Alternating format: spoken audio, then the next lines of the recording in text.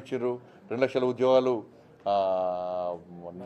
భర్తీ చేసారు, లేకుంటే 4,000 రూపాయలు నిరుద్యోగ వృద్ధి ఇస్తున్నారు, 4,000 రూపాయలు ఆసరా పెన్షన్లు ఇస్తున్నారని తెలిసింది కావచ్చు ఆయనకి. ఇట్లా 2 పక్క చోలే చెప్పారు కావచ్చు ఆయనకి.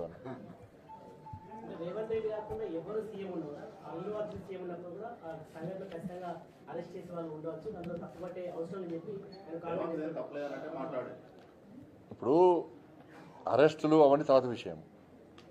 అసెంబ్లీలో 6 గ్యారంటీల చర్చ జరిగిన అసెంబ్లీలో ఒక వ్యక్తిని వ్యక్తిగతంగా ఆయన గురించి గంట సేపు మాట్లాడాల్సిన అవసరం ఏమొచ్చింది అన్న? అరెస్ట్ అయిపోయింది, జైలుకి పోయింది, వచ్చేసి అయిపోయింది, ఇష్యూ క్లోజ్. అంతే, 6 గంటల డైవర్ట్ చేయడానికే. ఇప్పుడు ఏమైంది? చర్చ ఏమైంది? అసెంబ్లీలో దేని చర్చ జరిగిందంటే అల్లు అర్జున్ చర్చ జరిగిందని ప్రజలు చెప్పుకునే పరిస్థితి వచ్చింది. వాళ్ళు ఆ చర్చ అవసరమా అని మేము అంటున్నాం. ప్రజా సమస్యలు ఉన్నాయి, అసెంబ్లీ దేనికోసం మాట్లాడుతున్నారు ఇవాళ? ఇప్పుడు ఇష్యూ అయిపోయింది, ఇష్యూ క్లోజ్ అయిపోయింది. అరెస్ట్ చేసారు, జైలుకి పోయారు, జైలుకి వచ్చారు. ప్రభుత్వం చట్టం తన పని తాను చేసుకుందని చెప్పి ముఖ్యమంత్రి చెప్పిండు, చట్టం తన పని తాను చేసుకున్నది అయిపోయింది. మళ్ళీ ఆ చట్టం గురించి ఈయనెందుకు మాట్లాడారు అసెంబ్లీలో అంటున్నా? అంత అవసరం ఏమొచ్చింది? ఇది నాకు తెలిసి ఇది అల్లు అర్జున్ గారికి రేవంత్ రెడ్డి గారి మధ్యలో ఏదో చెడినట్టున్నది. అంటే నాకైతే ఒక డౌట్ వస్తుంది. అది లేకుంటే గింత ఎందుకు వస్తుంది ఒక వ్యక్తి గురించి? అట్లా ఈరోజు చాలామంది ఉన్నారు తెలంగాణలో. ఇప్పుడు 1000 కోట్ల ఇది కలెక్షన్ వచ్చిందట. ఎన్ని? 17,700 కోట్ల కలెక్షన్ వచ్చిందట. జాతీయ స్థాయిలో కూడా ఒక పేరు వచ్చింది. కానీ పుష్ప 3 రిలీజ్ కాకముందే రేవంత్ రెడ్డి పుష్ప 3 చూపెట్టిండు ఇవాళ. ఇది ఏందో ఉంది ఇద్దరి మధ్యలో. మరి ఆయన చెప్తారు, ఈయన చెప్తలేడు. మధ్యలో మిగతా పిచ్చలేకపోతున్నారు. ఏదో చెడింది అది. 14% ఇంకా ఉండొచ్చు. రకరకాల జరుగుతుంది అది. దాని మీద ఇప్పుడు లాస్ట్కి ఏమే ఎవరైతే ఫిర్యాదు చేసి ఉంటే ఆయనే కాన్ఫిడెంట్ తీసుకునే. ఇలా ఏమయ్యే పరిస్థితి వాళ్ళ తండ్రే భర్తనే ఇలా ఫిర్యాదు రేట్ తీసుకునే. మరి ఆయన ప్రభుత్వం నమ్మకం ఉందా, లేకుంటే అల్లు అర్జున్ గారి నమ్మకం ఉందా? ప్రభుత్వం మీద నమ్మకం లేకనే కదా రిటర్న్ తీసుకున్నది. మరి నమ్మకంగా కుటుంబాన్ని కూడా నమ్మకం విశ్వాసం కుదుర్చుకోలేకపోయింది ప్రభుత్వం. ఇది చేతకాని ప్రభుత్వం. ఇది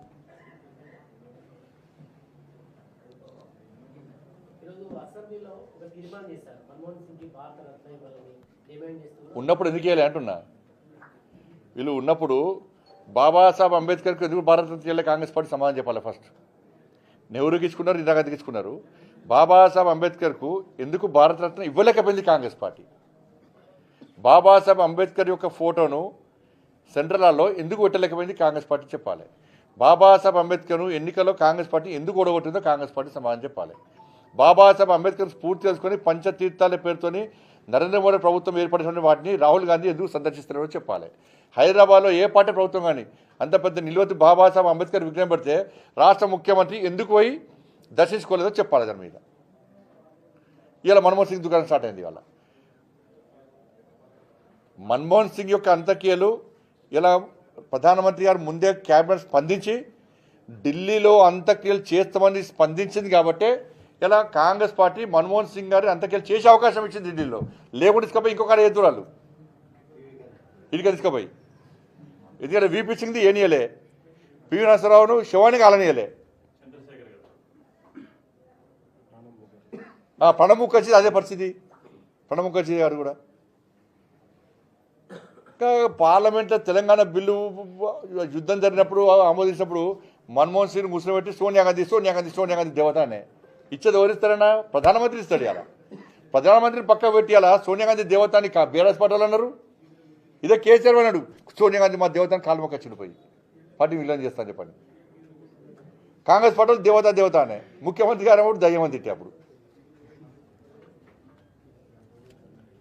అంటే మన్మోహన్ సింగ్ గారి విషయంలో మళ్ళీ ఇప్పుడు ఏదో రాజకీయ కోణంతో భారత ఉన్నప్పుడు ఎందుకు డిమాండ్ చేయలే?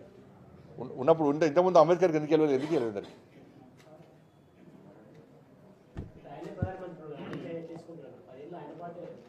40 సంవత్సరాలు వాళ్ళినప్పుడు ఇందిరాగాంధీకి ఇచ్చుకోలేదా, లేకుంటే నెహ్రూకి ఇచ్చుకోలేదా? అప్పుడు తీసుకున్నారు వాళ్ళు ప్రభుత్వం ఉన్నప్పుడు. ఇందిరాగాంధీ వాళ్ళ నాయకురాలే కదా, మన జవహర్ నెహ్రూ వాళ్ళ నాయకుడే కదా. ఎందుకు ఇచ్చుకున్నారు? ఇప్పుడు అట్లా ఇచ్చుకోవాలి. ఉన్నప్పుడు గుర్తించలే. మన్మోహన్ సింగ్ను అవమానపరిచింది ఒక రబ్బర్ స్టాంప్లుగా తయారు చేసింది కాంగ్రెస్ పార్టీ. మన్మోహన్ సింగ్ ఆత్మకు శోభిస్తుంది కదా కాంగ్రెస్ పార్టీ అంటేనే, అంత క్షోభకు గురండి ఆయన. ధన్యవాదాలు. చేస్తాం, ఇంకా కొంచెం మూడొద్దా?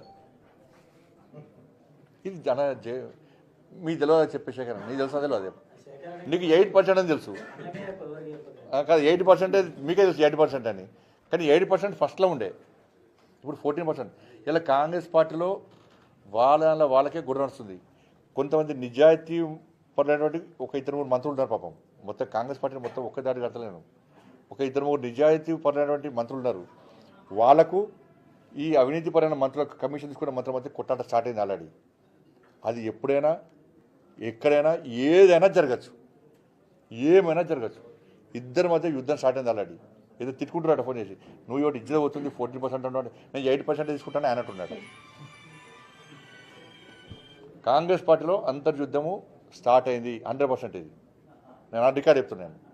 కాంగ్రెస్ పార్టీలో ఈ పర్సంటేజ్ల విషయంలో అంతర్యుద్ధం స్టార్ట్ అయింది. అది ఎటైనా పిలచ్చు, ఎప్పుడైనా వెళ్ళచ్చు, ఎప్పుడైనా ఏమైనా జరగచ్చు. సో ధన్యవాదాలు.